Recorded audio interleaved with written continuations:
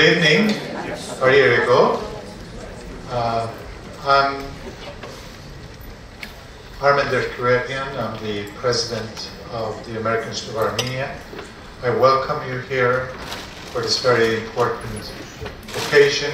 We have a great speaker today.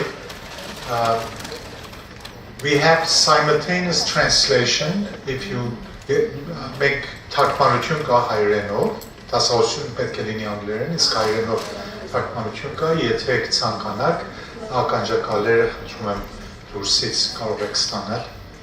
So I'm very pleased that we're hosting Professor Taner Akçam, and I'm very happy that we have a very good audience.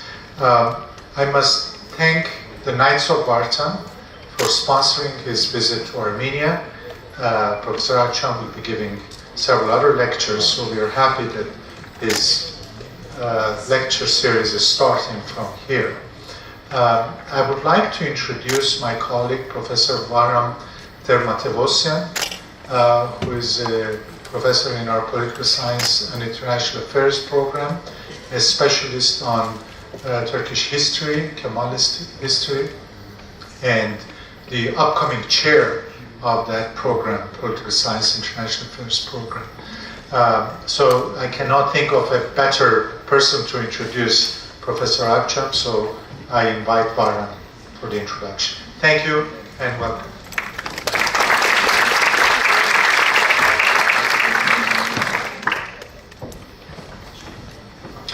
Hello everyone, my name is Bahram Termatevosyan. Yes, I want to present the long and impressive bio of Professor Taner Akçam in a very limited period of time. So Professor Taner Akçam was born in the province of Ardahan, Turkey in 1953. He became interested in Turkish politics at an early stage. As editor-in-chief of a student political journal, he was arrested in 1976 and sentenced to 10 years imprisonment. Amnesty International adopted him as a prisoner of conscience. A year later, he escaped to Germany, where he received political asylum. In 1988, he started working as a research scientist in sociology at the Hamburg Institute for Social Research. His first research topic was a history of political violence and torture in the late Ottoman Empire and early Republic of Turkey. In 1995, Professor Akçam received his doctorate from the University of Hanover with a dissertation on the Turkish national movement and the Armenian genocide against the background of the military tribunals in Istanbul between 1919 and 1922. Between 2000 and 2002, Professor Akçam was visiting professor of history at the University of Michigan. He worked also as visiting associate professor at the Center for Holocaust and Genocide Studies at the University of Minnesota. And since 2008, he has been a member of the history department at Clark University. So please join me in welcoming Professor Akçam.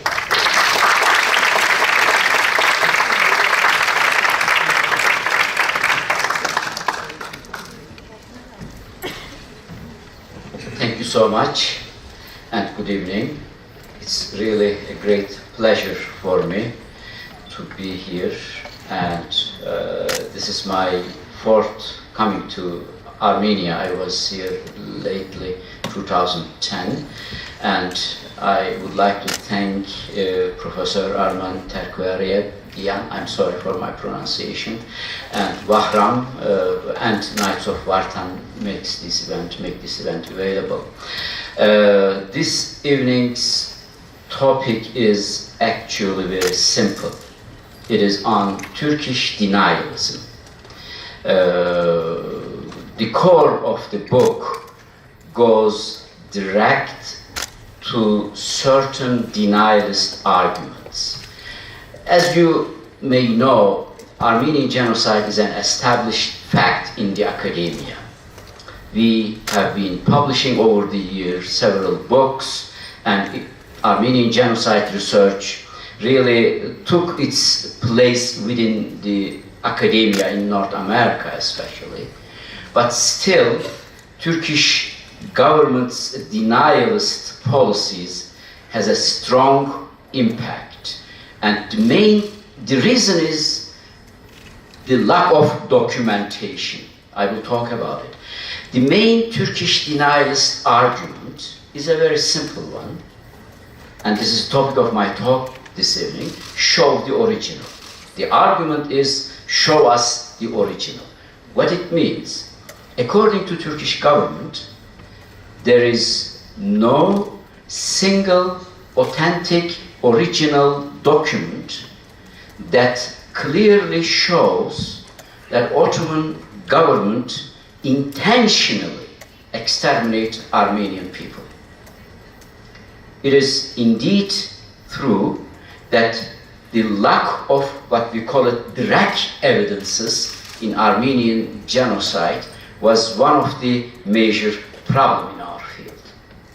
And whenever we try to show the genocidal intent of the Ottoman government, Turkish government responded or have been responding with the same argument. Show us one document that orders killing of Armenians and show us the original. This is the main denialist argument, and despite the academic research that they have been done over the years, still this argument had a political also strength in it. So in my book, I mainly debated or discussed these denialist arguments. And in order to understand Turkish denialism and its main arguments, we should also know one thing. The denialism in Turkey was an inherent component of Armenian genocide. So the denial of Armenian genocide began not in the wake of the event, not after the event happened. It started with the beginning of the event. So the deportation and killing of Armenians were performed under the guise of a decision to resettle them. And if I may formulate in this way, they created a parallel truth. They established the truth that the entire deportation was a simple resettlement action, but nothing else. So there is actually a misunderstanding in our field or in human nature. We, and you also, we all think that facts, opinions, and interpretations are totally different things, separate from each other. And we would believe the truth, this is what we believe, that the Armenian genocide happened, it's a fact. We believe the truth rests upon established facts over which there is a consensus, everybody agrees. And as such, facts and truth are not same as opinion or interpretation, and to deny the truth is to deny the established fact. This is not correct. I'll show you some example that the reality is way complicated than we think actually. The truth is, denialism is not simply denial of the facts. And the truth is, there is a nebulous territory between facts and truth where denialism germinates. So denialism has its own facts and its own truth. This is what Turkish government have been established over the years. I took the theoretical model in my book is taken actually from an American anthropologist, Michel Rolfe-Trudeau. He passed away a couple of years ago from Chicago University, and he wrote an excellent book on silencing the past, how people or governments or political authorities silence the past events. And I replaced this easily with denialism. So denialism of the past, according to Michel Rolfe-Trudeau, there are 4 important moments. Moment 1 in order to silence the past, so this means in order to create another truth, you first create your own facts. And second, based on your facts, you create an archive. And the third, then based on your facts and your archival material, you start making narratives. You tell the stories on these facts that you have. And then, the fourth instance, the moment of retrospective significance, saying, making this as a national history, a history of entire nation. This is what every nation actually does based on this model. And I add the moment 5, and this is the moment of destroying and proving the falsity of critical document in Armenian genocide case. Turkish government over the decades employed 3 major operations. Number 1, it is what True Law called 1 and 2, creating facts and archives. Turkish government, beginning April 24, 1915, create and assembled its own facts and archive. And secondly, they either hide or destroy the main bulk of documentary evidence that clearly showed the genocidal intent of Ottoman authorities. These were, you may know all this from Hakan Dadrian's early work also. These are some files of Interior Ministry.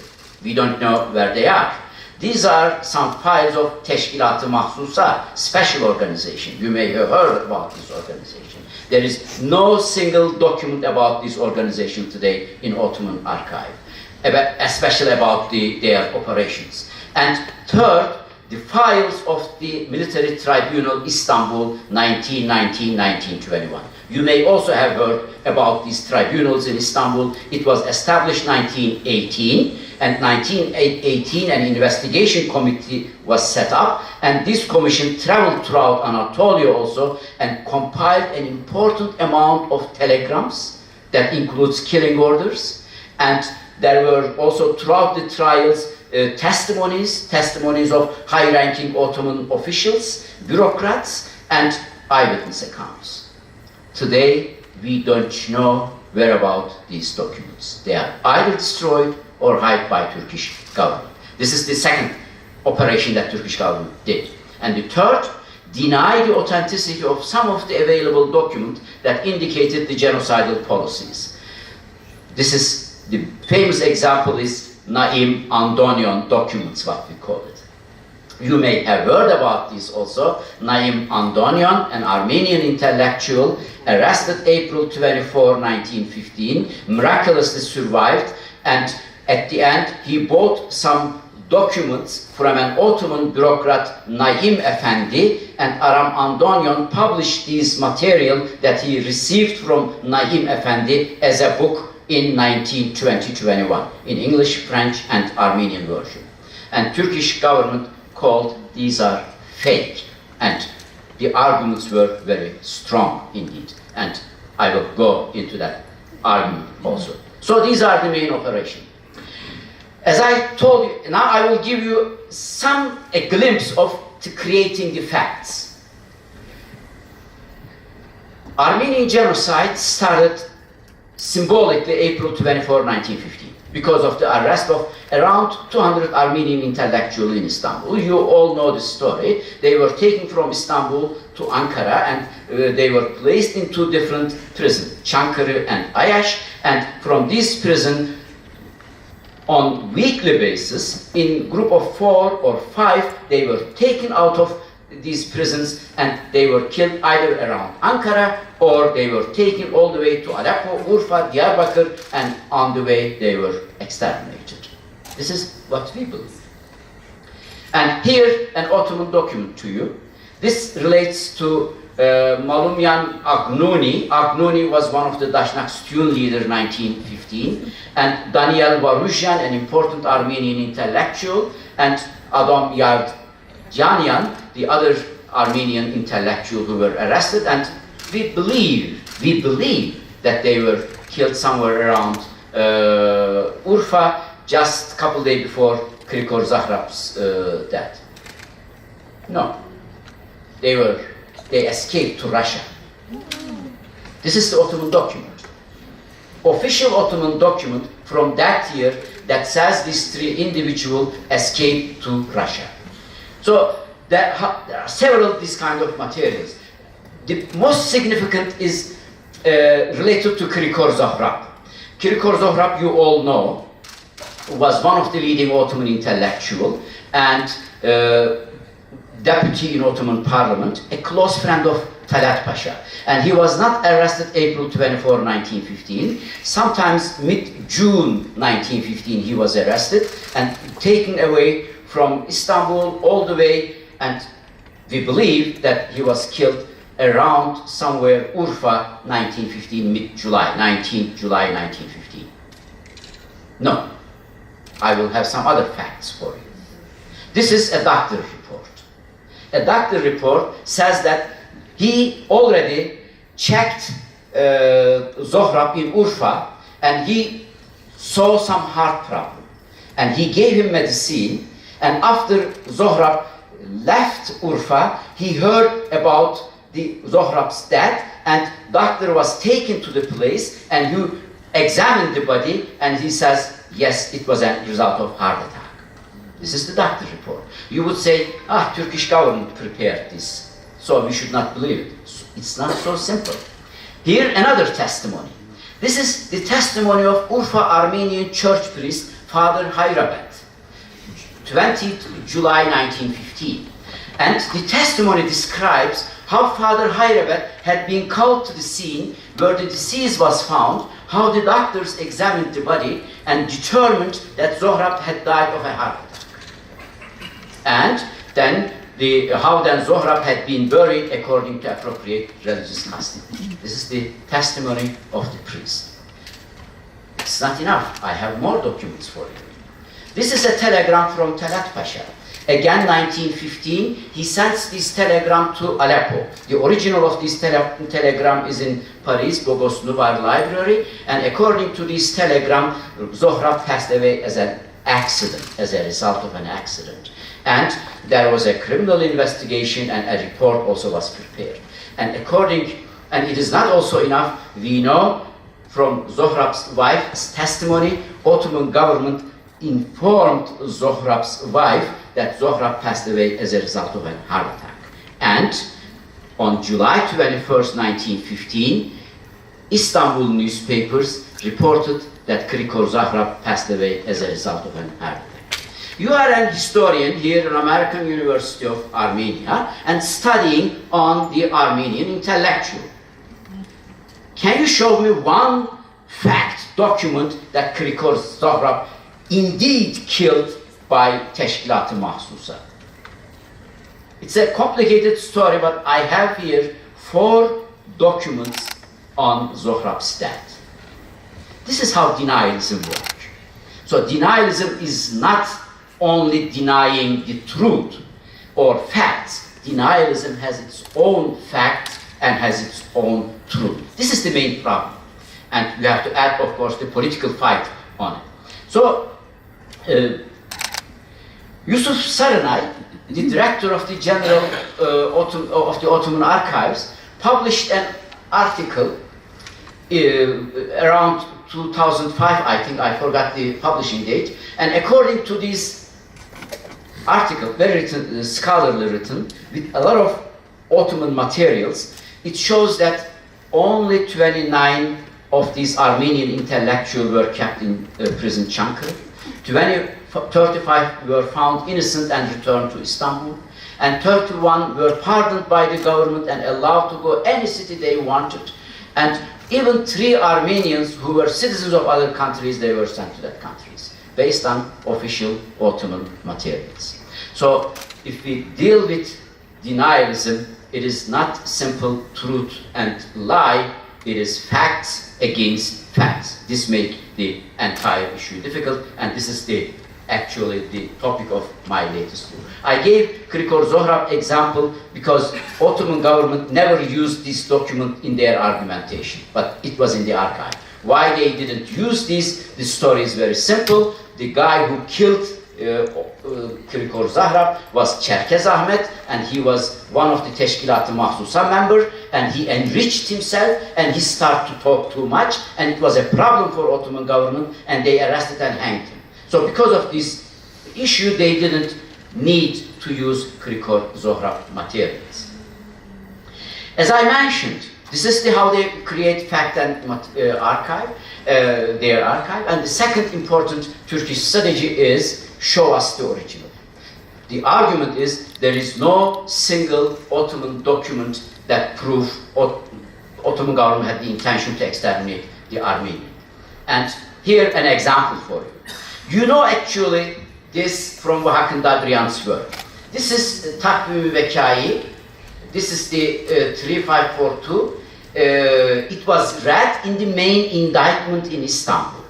During the trial, public prosecutor read this indictment in April 28, and this was published in May 5th, 1919.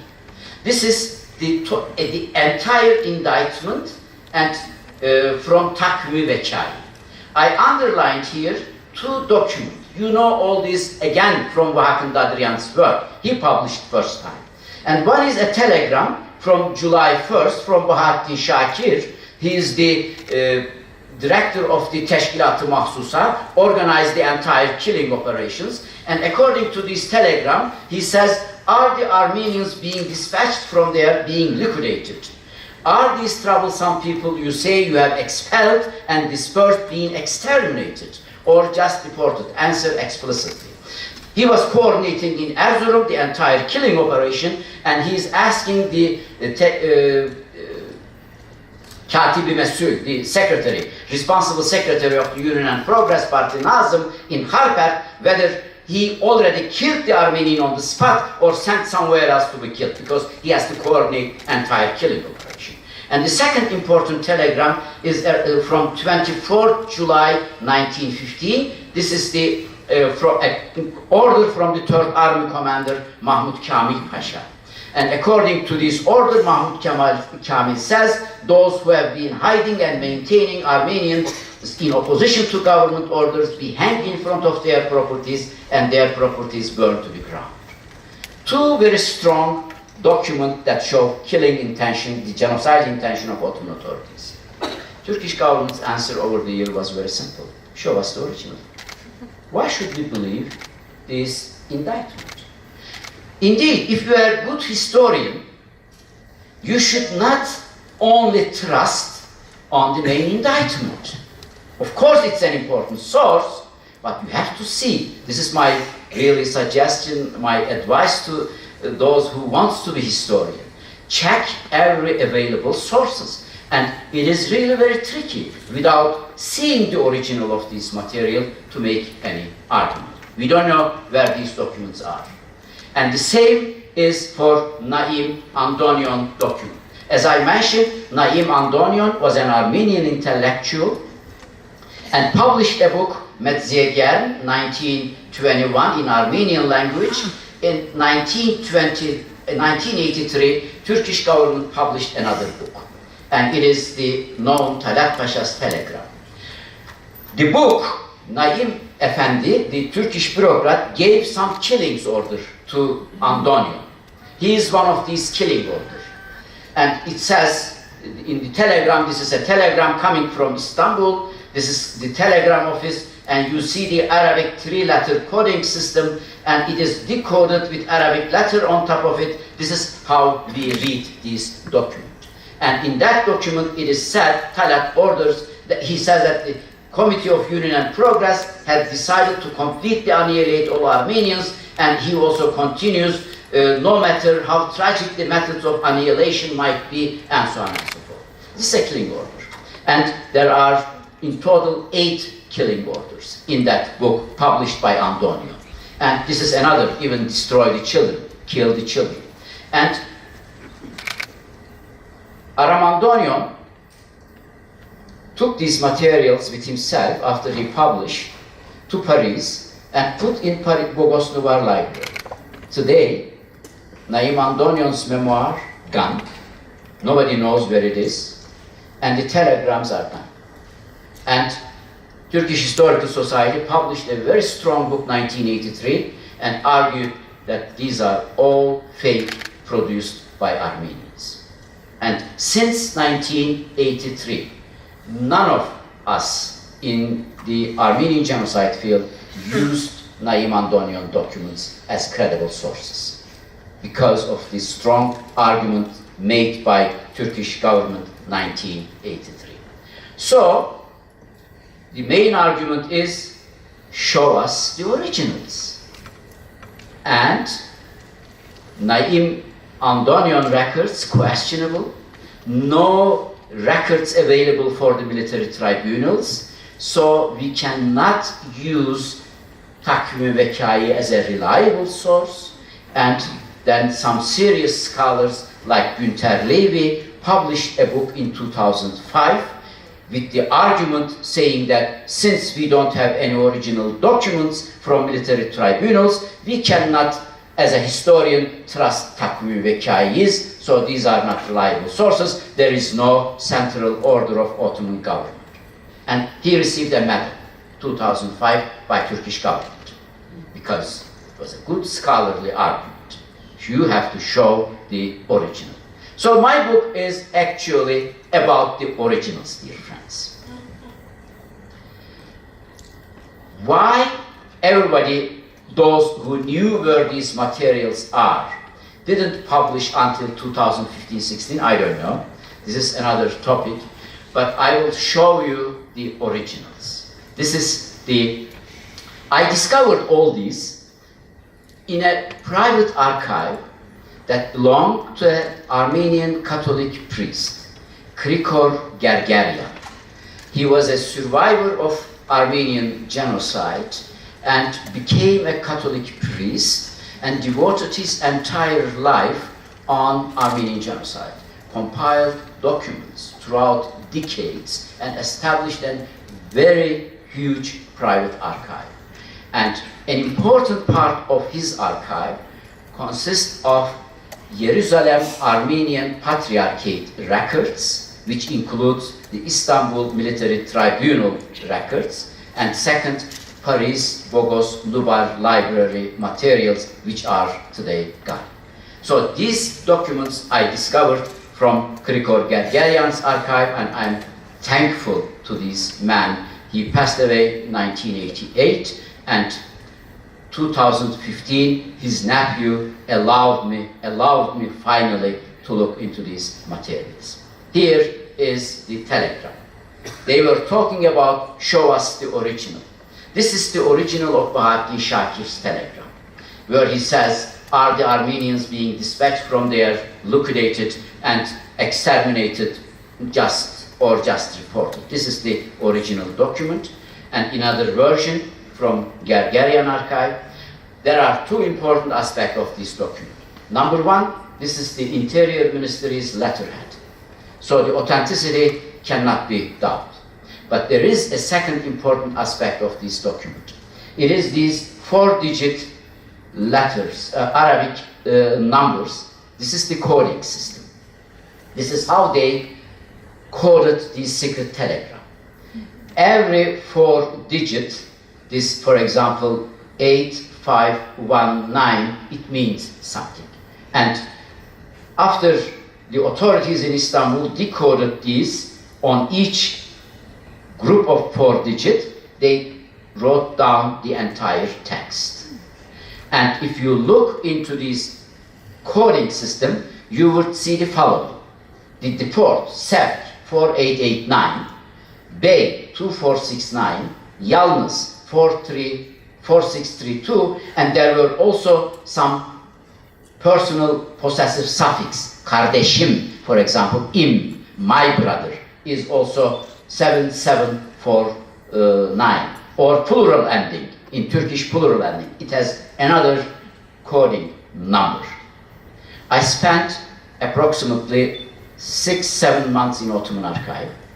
This telegram is from 1915 July, and Ottoman government changed the coding system every year. For example, when they used for deport 4889, they used 85169, the other year. They changed these numbers. So you have to look the same month and the documents from the same month. And what I discovered was amazing. This is the reason that New York Times called me last year Sherlock Holmes of Armenian genocide. This is a document from Ottoman archive today. You can see this archive today in Istanbul. And as you see the Armeni 8519, and this is the Bahattin Shakir's document 8519. I discovered that the Ottoman government exactly using the coding system that Bahattin Shakir had in telegram. And I'm not going for each document or each telegram, but jump very fast so that you can see the parallel similarities. So they cannot deny the authenticity because not only because of the letterhead, but because of the coding system. And one more information for you, they put these documents in Ottoman archive after 2012. So it was not possible for a researcher to make this discovery before 2012. Don't ask me why they put it. We should just thank them. This is the word Serk. This is the one document Bahattin Shakir and two other documents. Let me jump very fast. So this is the word Bey. All these colored documents from Ottoman archive. There are dozens with the similar coding system. This is the from there, oradan, and this is word kardeş, and this is kardeşim, possessive adding, and this is the plural ending, and so on.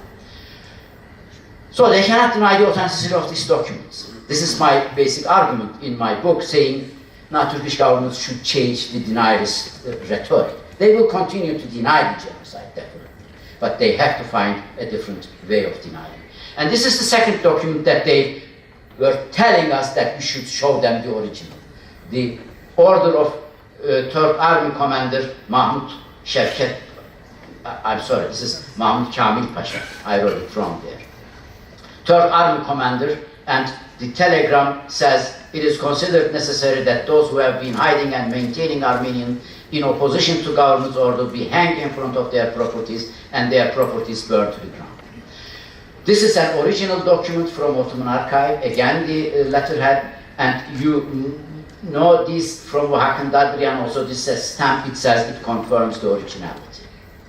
So we have the original materials here. This is the major blow to Turkish denialist argument. And in Krikor-Gergerian archive and in Jerusalem archive, there are hundreds of similar materials which I'm going to talk tomorrow. I'm not talking on that aspect. Tomorrow I'm going explicitly in Krikor-Gergerian's materials, but in Turkish I was talking. Let me talk and conclude the talk with the Aramandonian documents. As I mentioned, Aramandonian bribed an Ottoman official with the name Naim Efendi. And the book was published in Armenian language, and we call it Naim Efendi's memoir, but it is not a usual memoir. It consists 52 handwritten, hand-copied Ottoman telegrams. Naim Efendi was working in a deportation office. He was a gambler. He loved alcohol, and he was alcoholic, and he loved to be bribed. 1916 already, Andonion bribed him in Meskene concentration camp and escaped from Meskene, ended up in Aleppo. And in 1918 November, Andonion gave him a lot of money, and Naim Efendi, as a member of deportation office, sat down and copied handwrittenly 52 documents. Not only copied the document, he wrote something in between also. Oh, I remember when this telegram came, this and that happened. This is what we call memoir. It is actually 52 documents. And once, when Naim Efendi wanted more money, Andonian told him, no, I'm not giving you money anymore, that you handwritten copy the document, bring me some originals. I'll give you money. And Naim Efendi wrote approximately 27 original documents. And this is what we call it Naim Bey's memoir, or Naim Efendi's memoir. And in this document, there were, in book, Naim Andonion published 14 of these documents. These are the coded documents with two-digit Arabic number, as you see. And then these are the decoded number. I have to tell you one thing to understand the entire process with this coding system. Now, you are sitting in Aleppo, you are an officer, and your governor give you a text to send to Istanbul. You turn this into this coding system. This is the reason there is nothing on that paper. This is only the coded way that goes to Istanbul. And this telegram is the coming. So this telegram comes from Istanbul with three-digit letter, and then in the office of Naim Efendi, they decode this telegram and they change this in this form. Then you have the regular Ottoman document, what you call, and it is put in front of governor. It says the Dahiliye Nezareti and so on, where the telegram comes, and at the end, the signature, it's not the signature, but it says Talat, the interior minister, and then it is, as you see, the handwriting a little bit different. This is the governor, refers to that document to the department that it should go. It's very normal bureaucratic procedure. And Turkish Historical Society published in 1983 this famous book and made three strong arguments. Number one, an Ottoman bureaucrat by the name Naim Efendi did not exist. They said, we went through the entire archive, we couldn't find such a guy. Number two, you cannot have a memoir for someone who didn't exist. These two are strong arguments, because Turkish Historical Society says, if there is a memoir, show us the original. There is no memoir. It's only in Andonion's book. So we don't have the original of memoir also. So you cannot memoir of an individual that never existed. And the telegrams that I showed to you, supposedly sent by Talat Pasha, they are all fakes. All made up by Ardonian and Armenian. They made a group and they worked and created these documents. And they had 12 very strong arguments. I put you in, let me see, 5 of these 12 arguments, I put it for you. One is the dates on some of the records are wrong. Why? Just an example. Mustafa Abdülhalik is the governor of Aleppo. He came to Aleppo 1915, beginning of November. In one of the documents, the date is September, but there is a signature of it. How a governor can sign that document? He was not even the governor of that city. He came there, he was appointed towards mid of September and arrived mid of November, around 9 or 10th of November. So the dates are wrong. This is number one. Second, the record numbers on the documents don't match the ones that are present in the incoming, outgoing document ledger. So if you are bureaucrats, you all know, in the office, if you send a telegram somewhere or letter, you put in your outgoing letter the date and you give a number. If there's an incoming document to your office, you have also an incoming ledger and you put the date of incoming telegram and you give them a number. And they say, we check these incoming, outgoing ledgers of Interior Ministry. They put the images of the ledger also, books also in their book, and they say, you see, there is no similar numbers and dates in these ledgers. So it's made up by Andonian. By the way, it is not available for the scholars, these incoming and outgoing ledgers of the Interior Ministry. We are not allowed to see them. They don't know where it is, but it is allowed for Turkish Historical Society to publish facsimile from that ledgers. And another important argument was the signature on the documents are forgeries. This signature, they say, are forgeries which belong to Mustafa Abdülhalik. These are. And in their book, they published other signature of Mustafa Halik next to each other and said, you see, they are not similar. So it is a forgery. This was the another. And Two other important arguments they make. Usage of a late paper is a sign of its being forgery, because Ottoman bureaucracy never used lined letters, papers. And last and the most important argument, the records consisting of group of 2 and 3 digit numbers that I show you here. These telegrams, they said Ottoman government never used 2-digit and 3-digit numbers. Ottoman government used only 4-digit and 5-digit numbers. As you see in Bahattin Shakir telegram, it was 4-digit. So the argument, Ottoman government was used only 4 and 5 digits. Dear friends, these were really very strong arguments, and we couldn't argue against this. And since 1983, we thought we should better not use Naim Andonian document. And this book, this document includes, as I said, direct killing order. And here, my main arguments in my book. I found there is a Naim Bey, and the honor does not go to me, to Turkish Military Archive. I'll show you. Naim Efendi exists. There is an Ottoman bureaucrat. Number 2, Naim Efendi wrote a memoir. I found the original of this memoir. Number 3, there is documentation in the Ottoman archive which corroborates the events and individuals mentioned in the memoir. Naim was not lying. And 4, the Turkish Historical Society's main arguments that claim Talat Pasha's telegram were fake, were not accurate, especially on the issue of coding techniques. They were simply lying. Since we didn't have any access in the Ottoman archive, we all thought these are very strong arguments. As I mentioned you, Naim Efendi, Andonian met Naim 1916, approximately around February in Meskene concentration camp. This is Meskene concentration camp.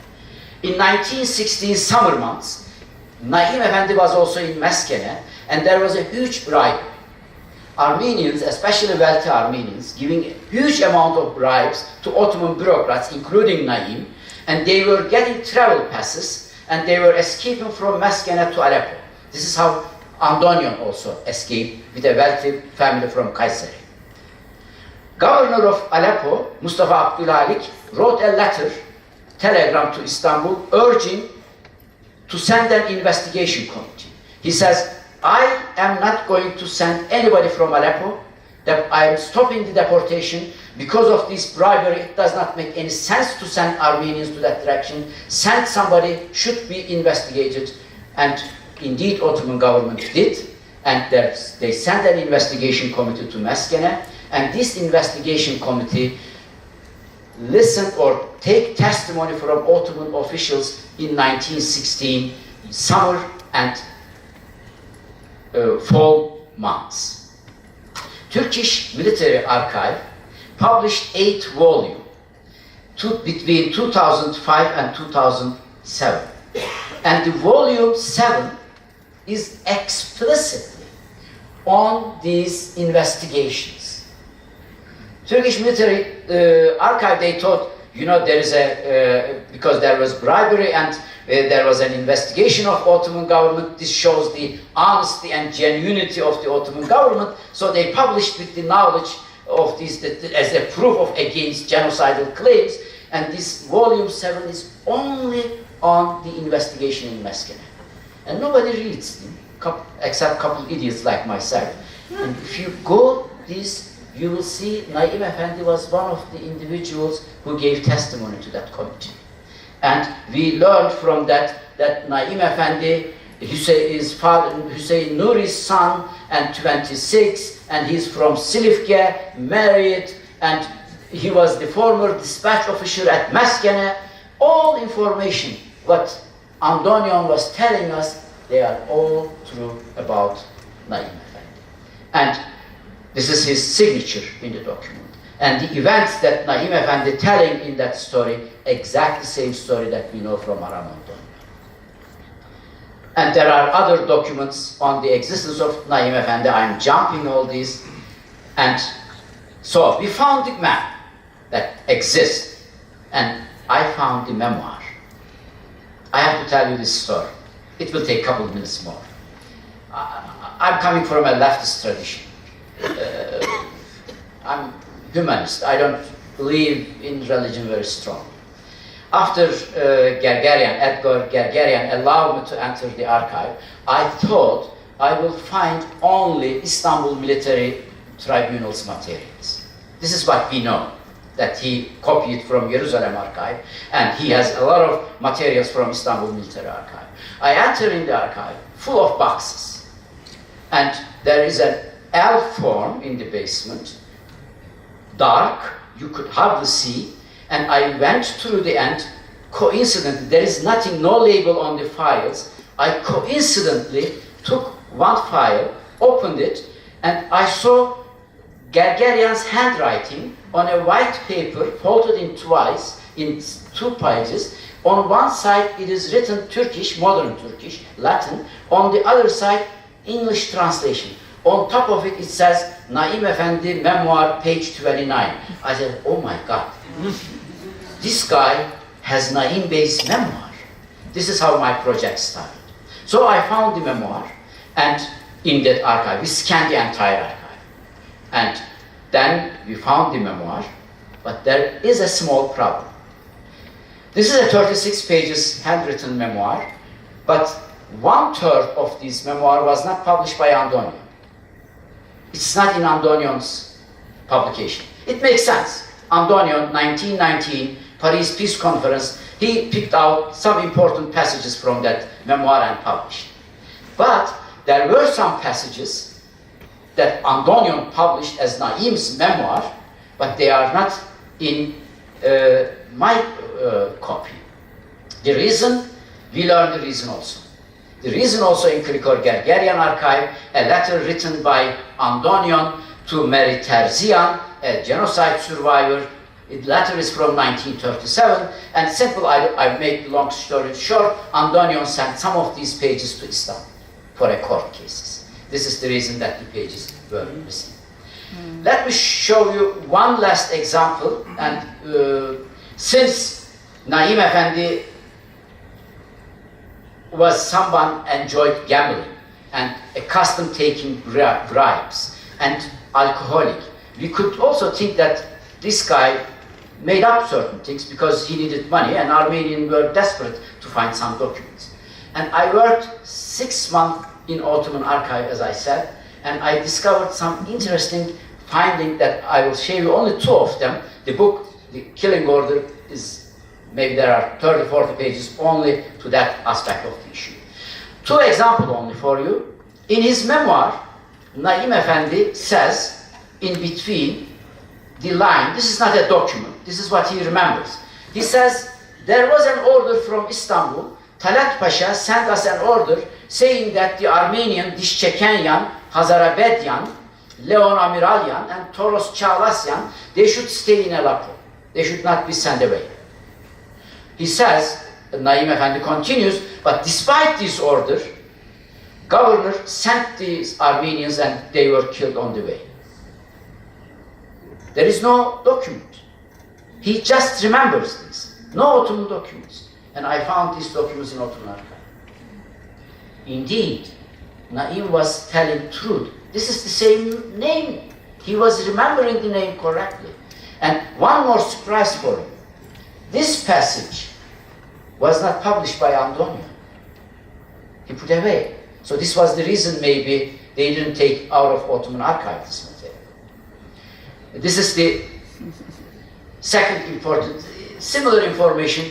I went through the names in Naim's memoir and discovered the same names in the Ottoman archive. And the events was exactly the same. And I also worked not only on these individual names, I developed a list of events that he was talking about. For example, taking orphaned Armenian children out of Aleppo and moving them to Sivas and Istanbul. Naim tells in his memoir that he was put in charge to send these Armenian children in Aleppo to Istanbul, first to Istanbul but denied, then to Sabestia, Sivas, and then there was lack of money and so on. Then he says that at the end he was sent. Believe me, the entire procedure was exact Naim described in his memoir. I found all these telegram communications between Cemal and Turk Army Commander Cemal and the Governor Aleppo, and Talat and the Sivas, Sebastia, where the kids should be sent. This is the Muammer, the governor. This is exact same. And I did this throughout 10 different cases, and I showed that really this was, the man was telling us the truth. Last point, the coding system. As you remember, the Turkish Historical Society argued the document has been, this document they mean, as you see this is the lined paper, one of the documents has been written on a double lined paper which lacks any kind of official insignia, and it resembles the kind of paper used in calligraphy classes in French school, and it would be inconceivable that these kind of papers would have been the source for official communication in Ottoman offices. Therefore, the document is fake. You know what I discovered in Ottoman archive? Just the opposite true. Ottoman government was ordering the provinces to write on the lined paper, saying that you guys write this without any line, and the lines get mixed, and we have trouble to decode all these telegrams. Write your telegrams on the lined paper. Here, this is one. Since there have been instances of error being made, in order to prevent these sort of errors and unnecessary communication on this, considers to be noticed to have the codes placed on lined paper before being sent through telegram. So actually, this shows the authenticity, not the fakeness of the document. And my last point on the document, this is only an example for you. They made three major arguments regarding these coding systems. One argument was in the book that Ottoman government hardly used 2- and 3-digit documents. They never used during the war years. I put only just 2 examples for you from the archive. Turkish Historical Society was lying, simply. And they made another incredible argument. They said there were a time span, 6 months, not more than 6 months, and within these 6 months, they used only one coding system, either 4 or 5-digit coding system. Let me give you only one example to end this.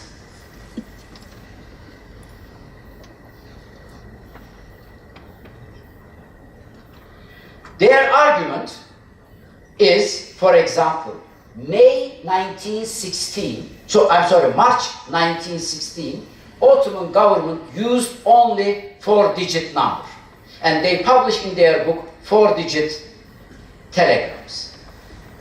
I went through each and single 4-digit documents in Ottoman archive.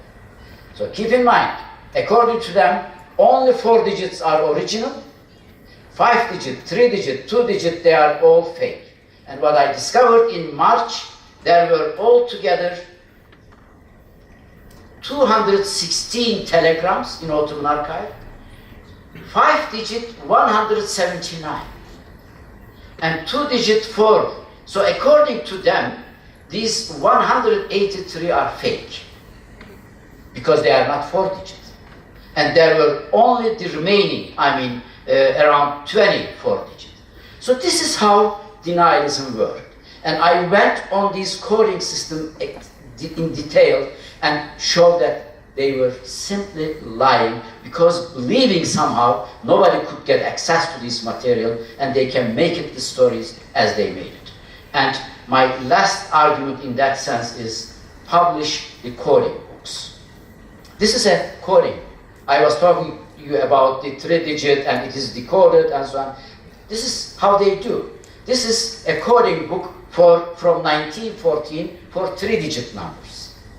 So if you are Ottoman bureaucrat, they sent these from provinces, from central government to provinces for 2-digit, for 3-digit, 4-digit, 5-digit coding system, 4 different book. And this is how decoded. This is from 1914. Okay, where is 1915? Where is 1916, 17, 18? They are not in the Ottoman archive. They don't put them. Why? Because Naim Efendi's documents are authentic. I discovered that 2-digit, that you see, 2-digit numbers, Naim was, Because, you know why? Because there is an order. Deportation office was allowed only to use 2-digit numbers. This is an order of government, and I published this in my book also. So my last argument is, if Turkish government believes that Talat Pasha's telegram, which Naim gave to Andonian, are fake, it's very simple to prove. They should simply publish their coding books. Since 100 years, they haven't been publishing these books. Shows only one thing: the telegrams are authentic. Thank you very much for listening.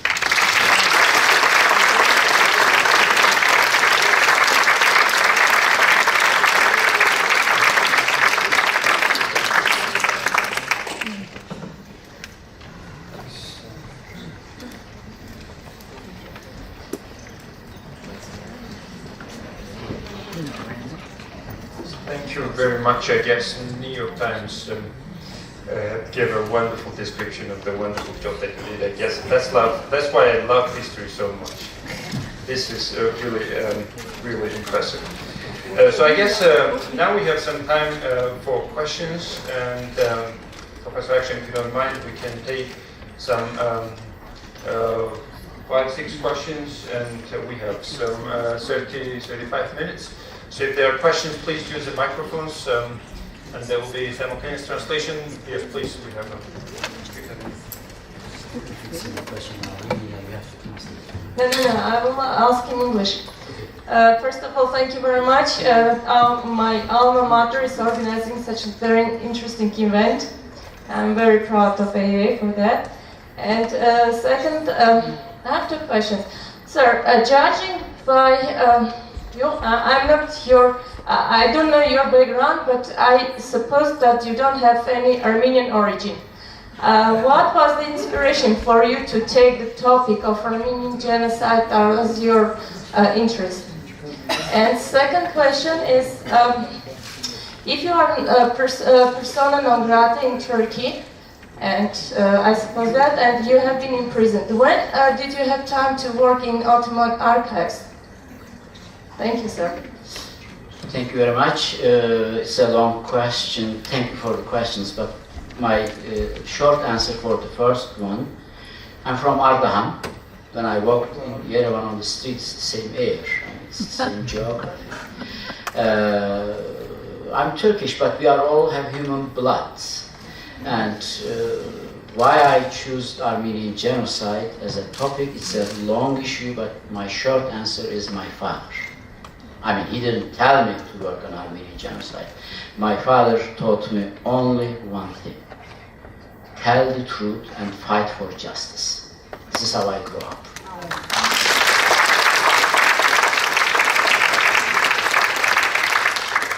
And this was the reason why I was in prison. And it has nothing to do with the Armenian case. I was in prison because at that time, as a young student, we were writing about existence of Kurds in Turkey during that period.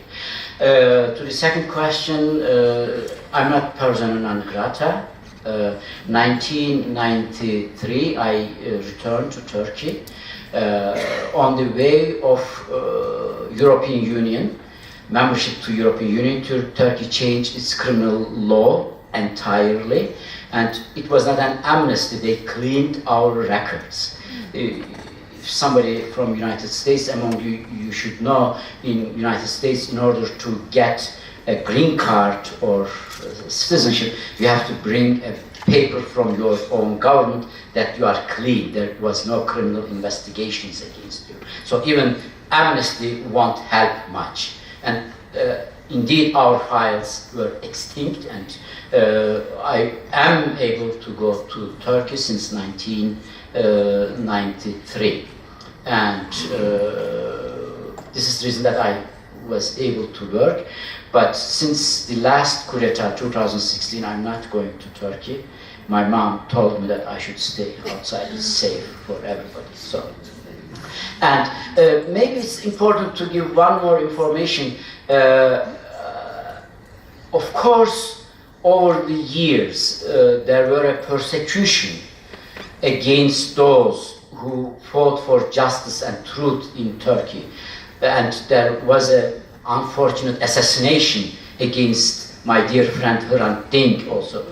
But I think over the years, we changed, we succeeded, we changed the general perception in Turkish society also. I think today, even though there is still very strong denialist argument, I would argue that we changed the main perception in society in the way that people think today, you know, there might be something wrong happened. And in that sense, the excluding those individuals who are fighting for truth and justice is not the same as we started the journey. There is a change. It is not what we are seeking for, of course, what we are looking for. You may know Tayyip Erdogan, the president, every April 24, now he sends a condolences to Armenian Patriarchate in Istanbul, and there is a commemoration, religious commemoration of the Armenian victims in Armenian church. So there is a small change because of these, over the years, the work that we have been doing. Thank you.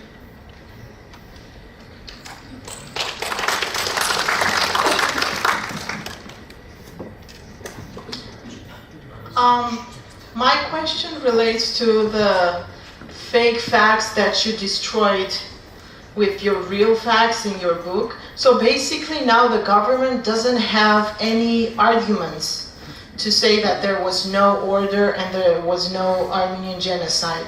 Did they have time to come up with new fake facts? And if yes, which are those? And are you going to destroy those new fake facts too? That's the first question. A second one, you said there is some little change in the mentality towards recognition of the Armenian genocide. Do you think it's enough to say we are sorry, even though the grandchildren say that we're not connected to my grandfather? I mean, my grandfather killed, I did not kill. Do you think the way to say sorry is to return, are the financial, territorial, and moral compensation? Thanks. To the question, the first question, Turkish government will continue to deny the Armenian genocide despite these facts. I showed you Bahattin Shakir's telegram. And in telegram, Bahattin Shakir was coordinating the killing operation. And the Turkish government has an institute in Ankara, Armenian Studies Institute or something like that it's called. They have a website, and there are, even in English language, 6 articles against my book. And if you put aside the personal attack against me and so on, one of the important arguments they made related to Bahattin Shakir, you cannot believe. Their argument is, Bahattin Shakir was a concerned citizen. He was not ordering kill the Armenian. He was curious whether there are some massacre because he wanted to prevent them. So, as you see, denialism will never end. This is very important. What is the difference between Holocaust denial and Armenian genocide denial? According to me, there is no single difference. There is only one difference. It is the power. We have a very strong power. Turkish government denies the Armenian genocide. And we have two important world powers, United States and Great Britain, supporting this denialist argument. And we have a third important state of Israel. Symbolically, it's very important for us because they are victims of Holocaust. And these 3 big powers, in that sense I'm using the term big, they are supporting Turkish denialism. My dear friend, fight with denialism, or fight of denialism, is not an issue of academia. It is an issue of politique. We can bring thousands and thousands of documents. Turkish government will continue to deny the Armenian genocide.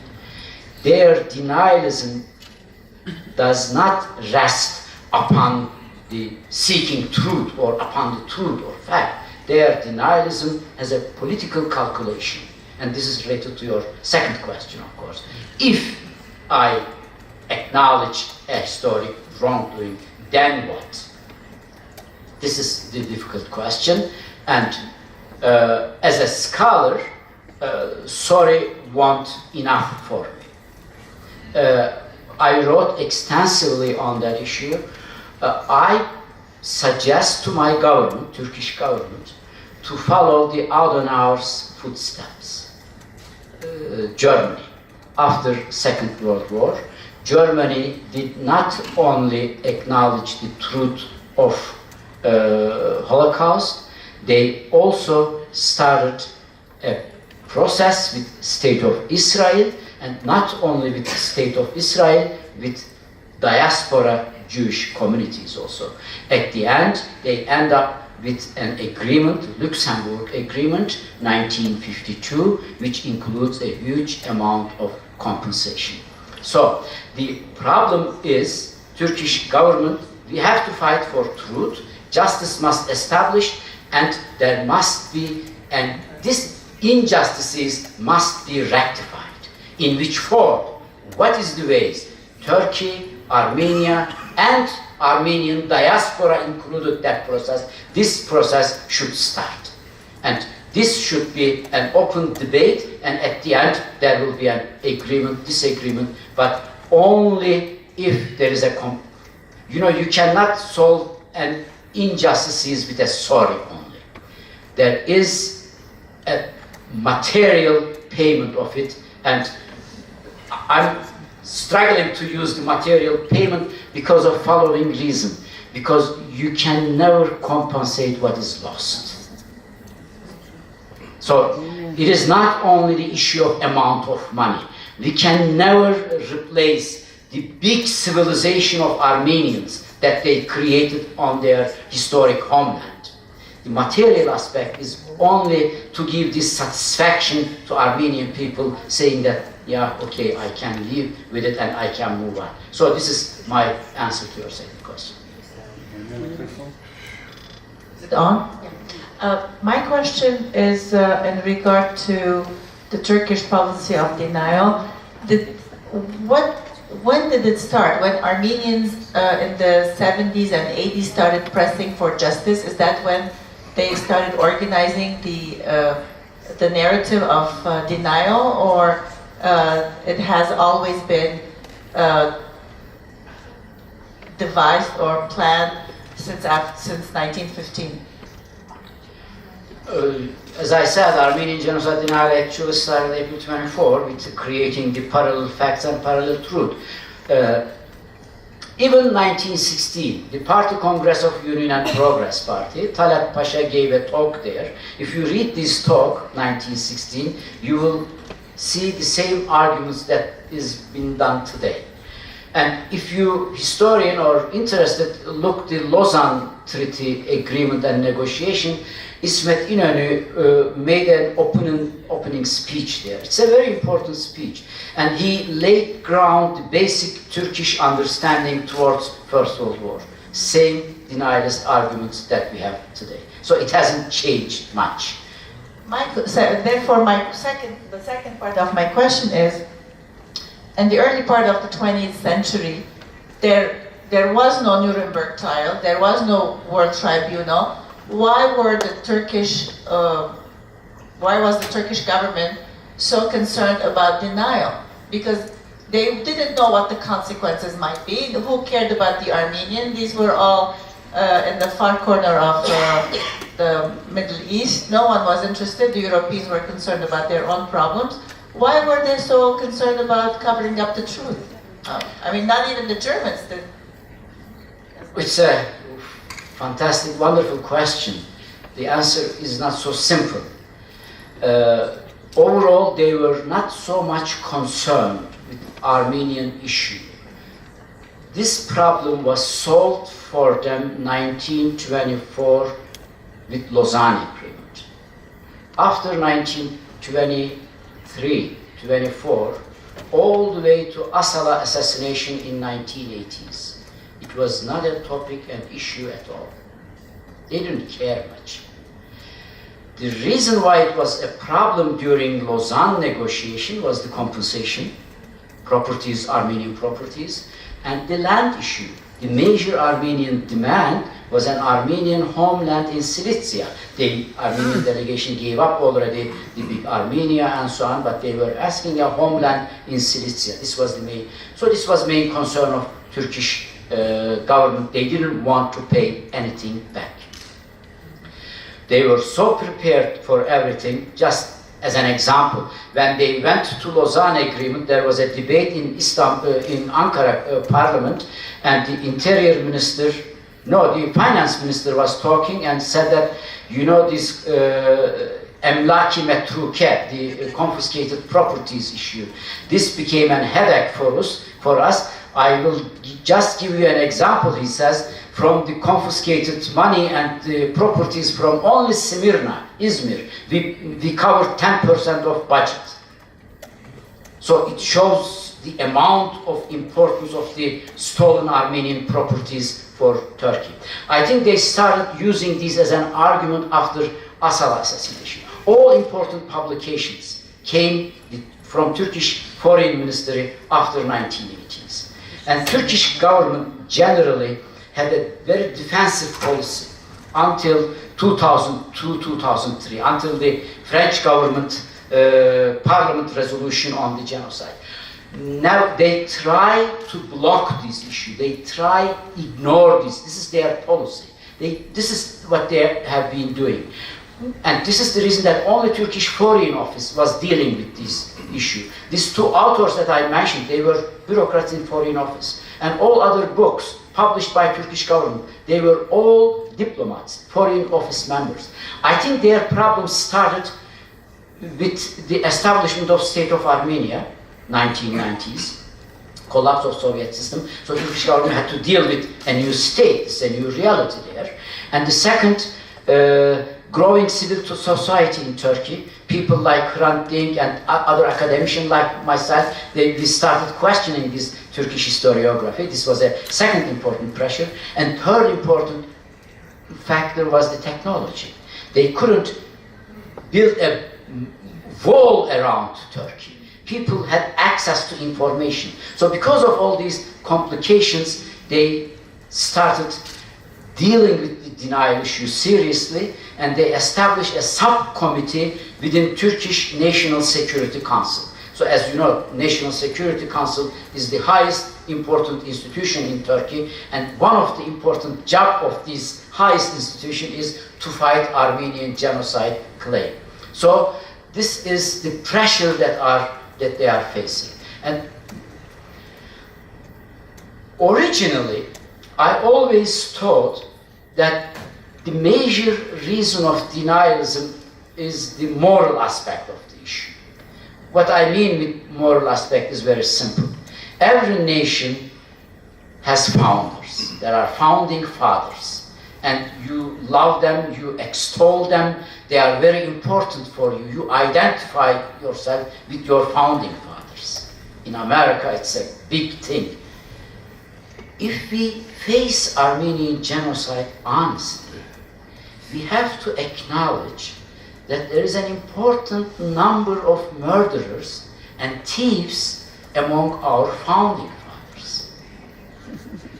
I thought until 2012 maybe that this is the main reason, because each nation has problem to accept that their founding fathers are murderers and thieves. Now the year passed and I worked all these confiscation issue in details. I published a book on it, confiscated the plunder of Armenian wealth.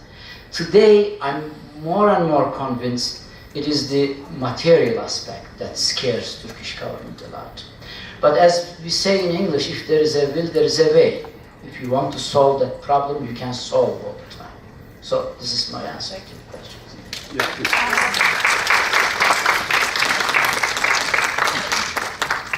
Professor Akçam, thank you very much. I now understand why the New York Times called you the Sherlock Holmes. It is really inspiring. My question is perhaps you answered, somewhat, but maybe you can elaborate more. This is 2018. I think for Armenians, yes, what the UK says, maybe it's important, but not really.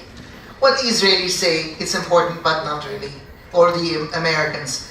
At the end of the day, it's going to matter. It's what the Turkish, the government authorities. But my question to you is, you've been working on this research for 20 years beyond, and I've heard you 25 years, 20 years ago as well. My question is, how many Taner Akçams right now are working in Turkey? The younger generation, the moral aspects you highlighted, the political aspects you highlighted, the journalistic aspects you highlighted of modern Turkey. How many Taner Akçams are working to make it happen internally? It is about time that collectively the intelligentsia come together and address this, and I'm going to say, I suppose, once and for all. If we're not, the civil society, the journalists, the intelligentsia academics are not moving forward, Turkey will not be moving forward. I wonder if you can elaborate on this. So excellent point, but I think the acknowledgement of United States of Armenian genocide is very important and crucial. Not because of the moral aspect of the issue, because of the legal aspect of that problem.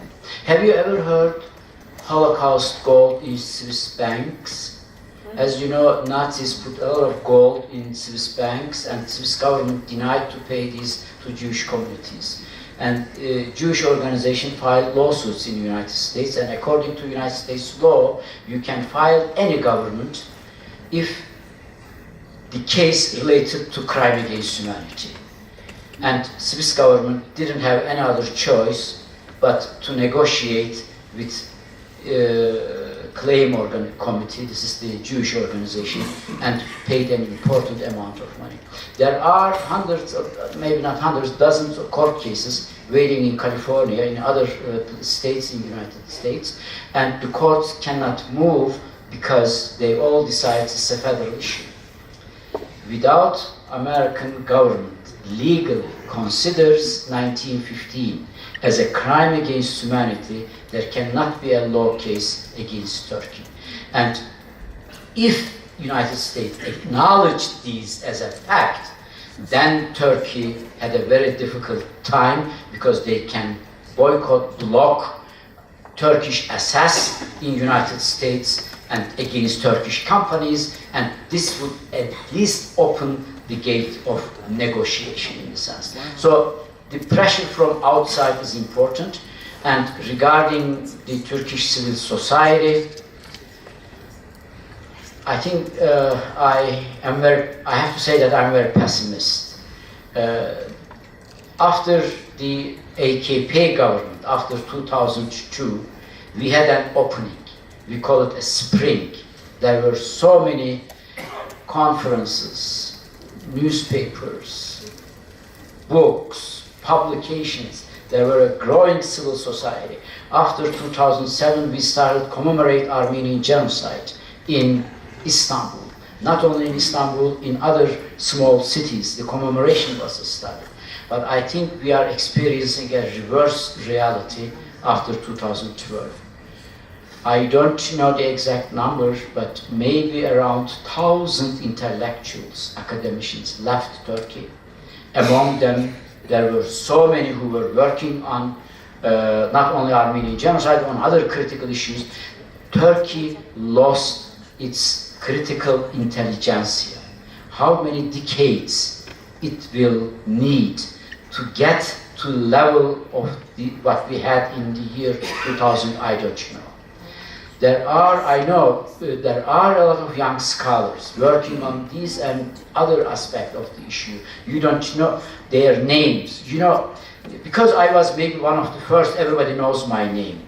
And these poor other young scholars, they also deserve actually this acknowledgement. I'm organizing a conference in October on Abdülhamit period massacres. You know, this is one of the most neglected part of genocide research. And I thought first, I could hardly find any scholar who works on Abdülhamit period massacre. You know what turned out? There are today more than 20 young scholars working on Abdülhamit period massacres and local bases. Harper, Diyarbakır, Bitlis, Muş, even the villages they are working. And I had the problem to exclude some of them because I couldn't invite them. There is a growing academia in that sense also, but I think Turkey is back to its winter again. We are again in 1980s, 1990s. Maybe let's hope this election, 24 June, that the majority topples Tayyip Erdoğan and there will be an opening. But the loss of more than 1,000 academicians is really very important. We lost our intelligentsia in Turkish state. Your questions.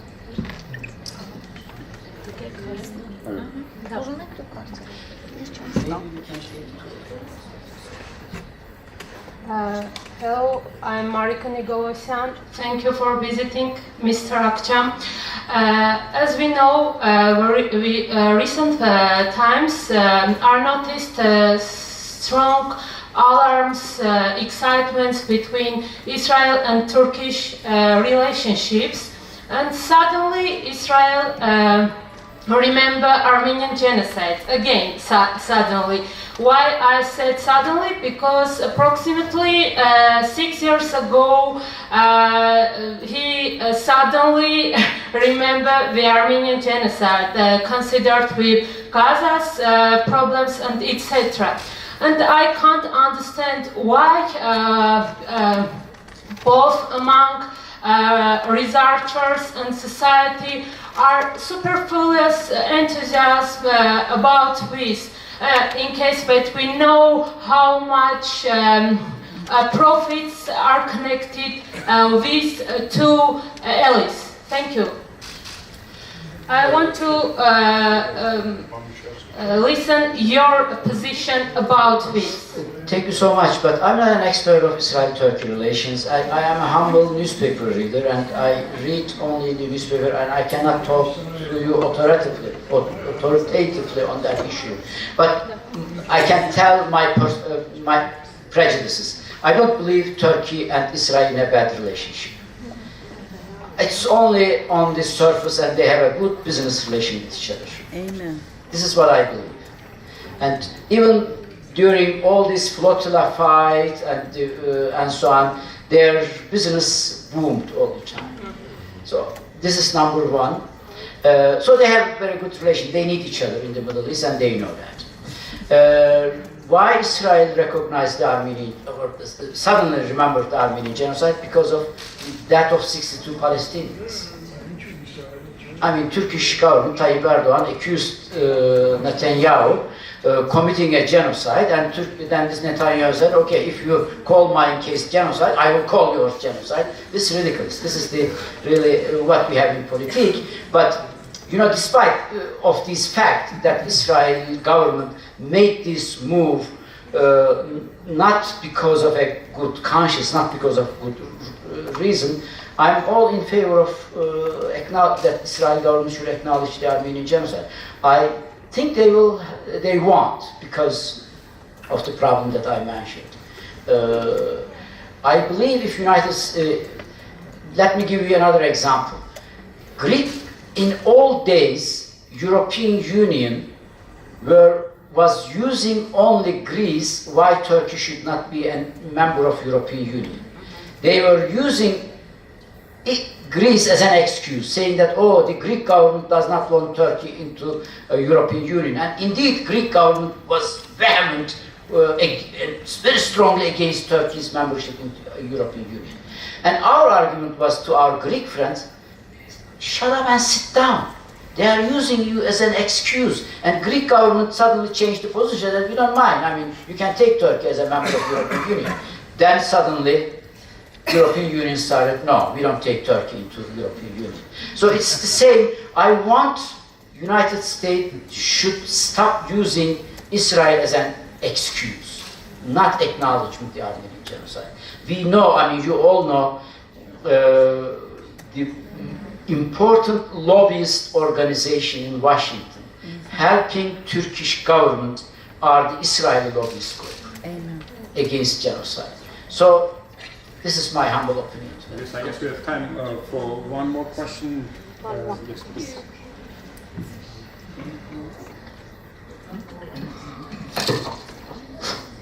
First of all, thank you for your pivotal work.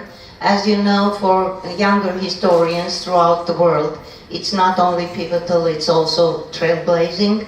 And I've seen many a book written with many references to your previous works, as I'm sure this one will become. So, humble thank you for that.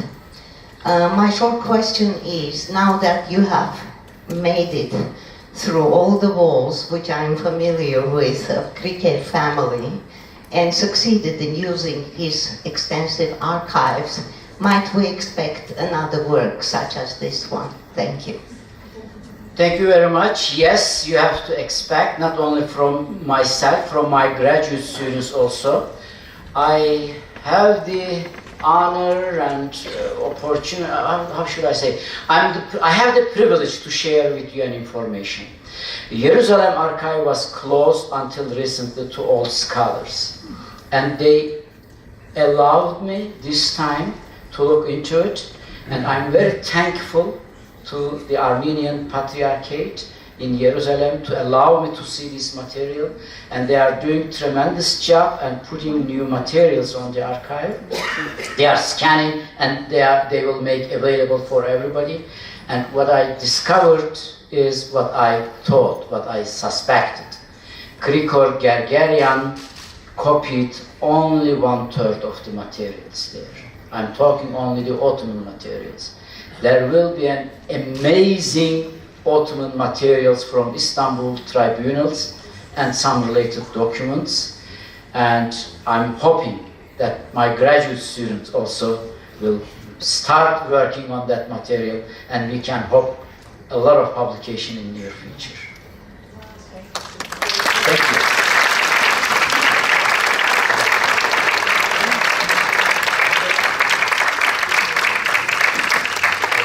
Once again, thank you very much, Professor Akçam.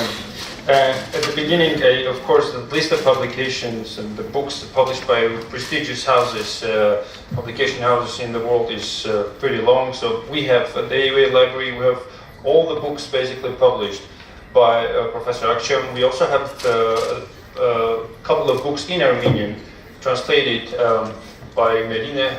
Medine, where are you? Yes, Medine, who is going to have another presentation of Professor Akçam's books, Armenian translation. So Professor Akçam will be here until Wednesday, and we decided to get most out of his visit. He will be giving 2 interviews to Armenia's TVs, to Shant and Armenia TV. He will be also giving perhaps a radio interview and also one interview to Aravot Daily. He will be also giving a lecture tomorrow at Yerevan State University. It's going to be in Turkish based on the request of the Turkish department at the Yerevan State University. Then on Tuesday, Professor Akçam will be present during the presentation of the book, like I said, Islamized Armenians, that Medine translated. And there will be also some minor and small meetings tomorrow. Yes, so the Foreign Minister of Armenia will be also meeting Professor Taner Akçam. So please join me again to thank Professor Akçam for the show that he